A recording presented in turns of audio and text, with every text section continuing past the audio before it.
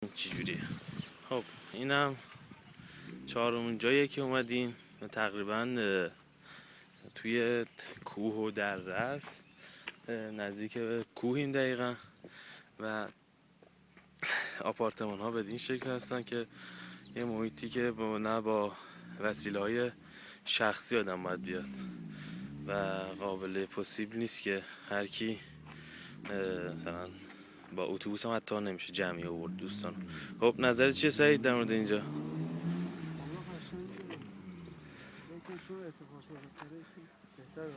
آره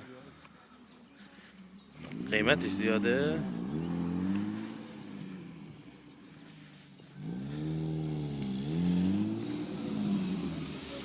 آقا نظرت چیه در مورد این؟ در مورد اینجا نظرت چیه؟ دور از شهر ولی به طبیعت خیلی نزدیکه. تو دل طبیعتیم نه؟ حال میده آدم بیاد اینجا تو جنگل بازی. آره خب بریم. خب الان از جای پنجم بود رفتیم دیگه. این آخری بسته بود ظاهرا تو شهر تونومون داریم برمیگردیم. یادمون رفت فیلم بگیریم. حالا میریم قشنگ الان تو رستوران میشینیم به یه جنبندی میرسیم که ببینیم کجا بهتره برای بچه‌ها. همون جایی که فکر کنم VFF اصلا ما نظرمون بهش بود که سالن اجتماعات خوبی داشت، نزدیک شهر بود، نزدیک لک بود و امکانات مناسبی برای دوستان داشت. حالا نظر شما چیه آسایی؟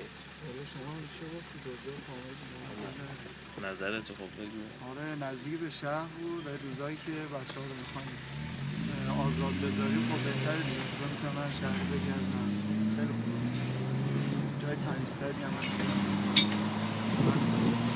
ممنون. آقا مهیار شما نظرت رو بگو. من چون مسئول حمل و نقلم برای من خیلی راحته بود چون وسط شهر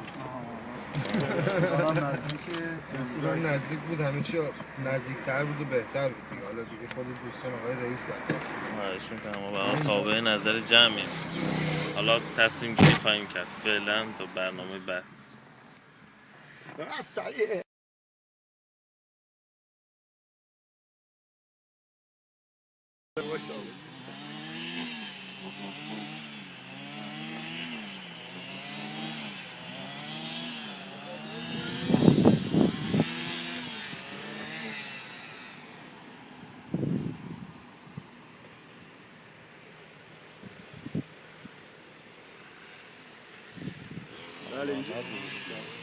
خب آقا محمد اینجا کجاست؟ اینجا اسمش از دریاچه مونتریون در ارتفاع 1200 متر از سطح دریا تو استان رونالپ فرانسه. دریاچه خیلی طبیعی، خیلی زیبا که سنش هم به هزاران سال میرسه. قبلا اینجا گلاسیه بوده، این قسط یک گلاسیه. این چیزی که ما اینجا شنیدیم بهمون گفتن. بله ممنون. به حال آقا محمد زحمت کشیدن ما رو. امروز چندم راستی آقا محمد؟ جوانه 2012 که ما رو آوردن اینجا رو نشون دادن که برای بچه‌ها که می‌خوایم بیاریمشون دیده باشیم. آقا سعید نظرت چیه؟ لذت ببرن. آبم بردار از صندوق عقب بیاره. خب اومدیم یه جای دیدنی اویان که تقریبا 20 دقیقه تا اویان راه اینجا. اگر بشه برنامه‌ریزی می‌خوایم بکنیم برای بچه‌ها که اینجا رو بیان ببینن. خب به هر حال منطقه خیلی قشنگ و زیبایی است در کنار کوههای آلپ و طبیعت زیبای بین ژنو و بین سوئیس و فرانسه.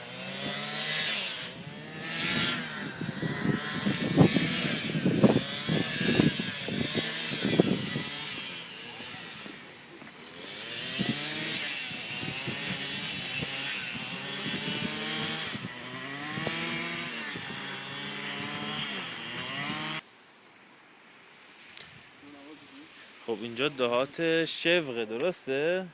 گفتین اسمش ویلاژ دهکده بوزها. دهکده بوزها. تنها دهکده‌ای که تو فرانسه بوزها نسبت به آدم‌ها حق تقدم داره.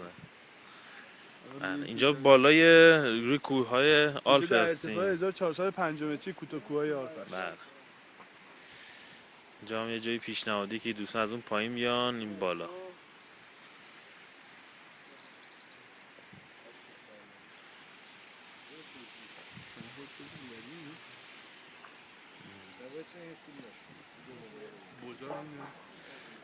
خب اینم بزرگ بزرگوار این منطقه.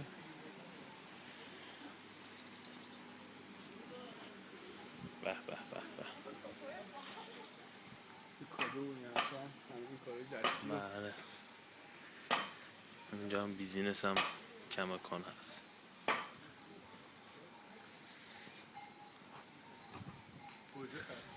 بوز خسته.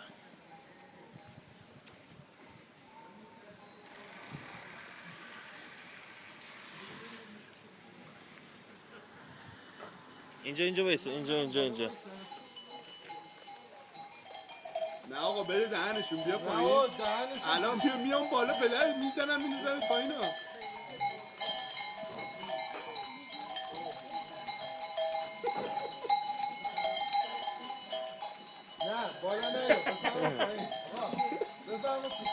بده تو دهنش تا ولت کنه. الان گازت میگیره. حالا دارم میگیرم.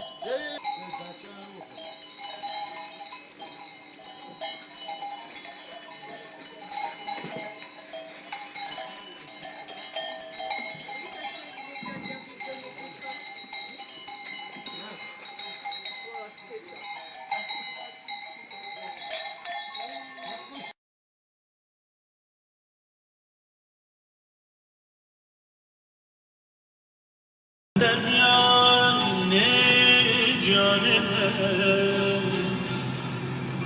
سر به فرامال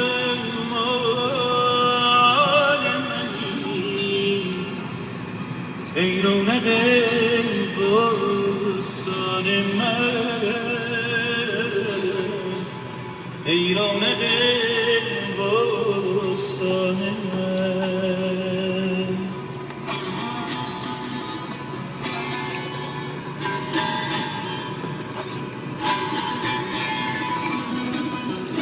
خسته نباشی آقا محیا. داریم برمیگردیم ظاهرا ساعت 8 ربع روز 20 ژوئنه درسته؟ 21می؟ 21می. خب نظرت چی بود در مورد سفر؟ سفر خوب و کوتاهی بود. انشالله قسمت باشه با دوستان بیایم اینجا ولی مدت بیشتری باشیم در خدمتشون باشیم. گروهی که دارن میان در خدمتشون باشیم. به جای تفریحی که ما داریم براشون در نظر داریم و جایی که براشون دیدیم خوششون بیاد. خب ایشالله. خب مهندس سعید آقا نظرش تو تصویر نیستی شما الان. نظر شما چی آقا؟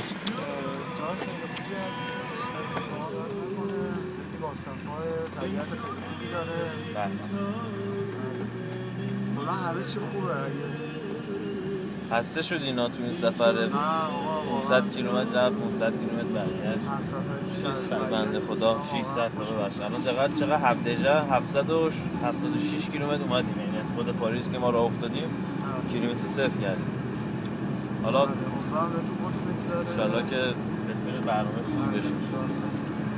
خب ما هم ان شاءالله تو راه برگشتیم ببینیم توکل به خدا تا ان شاءالله الان 8 2 اینا برسیم پاریس. امیدواریم که این هتل به ما یک کدومش جواب بدم برای جا. حالا یه هتلی که خیلی خوشم اومد ببینیم چه قیمتی بودی که برای دوستان مناسب باشه. ما منتظر جواب هتل هستیم که به بحث اینکه جواب اوکی هتل رو گرفتیم برای دوستان لینک ثبت نام میفرستیم. حالا در خدمتتون خواهیم بود. فعلا